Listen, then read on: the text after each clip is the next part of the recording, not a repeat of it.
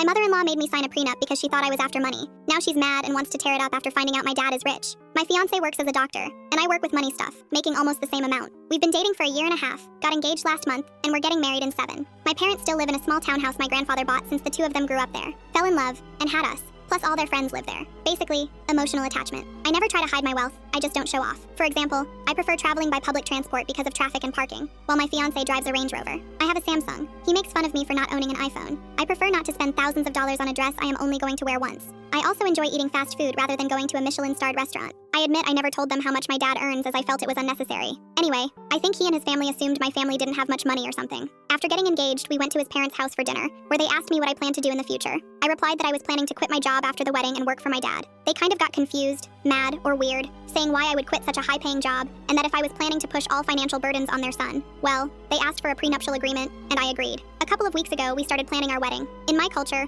I am an Indian, and he is white. We have big weddings, and that is the only place we show our wealth. My parents were discussing how they want to invite over 250 people from our side since I will be taking over the business and its networking and having how they want to have 2 weddings, an Indian and a white. Now, Indian weddings have a lot of functions spanning 3 to 4 days, all of which would preferably be hosted at 5-star hotels. Or if we follow my dad, he wants to rent a castle. His parents demanded that if we wanted to have an extensive wedding, we would be the ones paying, to which my dad agreed, saying he was going to pay for everything even if they didn't ask. As the wedding planning proceeded, my fiancé and his family realized we were spending way more than they could afford. I guess that's when it struck them that my dad's business wasn't as small as they expected it to be. They did a Google search and found his company online and his net turnover every year, which is on the website, and so on. Anyway, now his family is mad at me, saying why did I hide the fact that I am this rich? I am pretty sure they want to cancel the prenup. I am not going to do that now since it was their idea. Well, his mom is harassing me, saying I misled their family and that I am an asshole for trying to hide my wealth for so long. So am I. P.S. I know my dad's wealth isn't mine, so I don't spend so much. As I said, I plan to quit my job and take over his business, hence my mother-in-law sees his assets as mine. Update, after everything that's happened with the wedding planning and the revelations about my dad's business, things took a turn.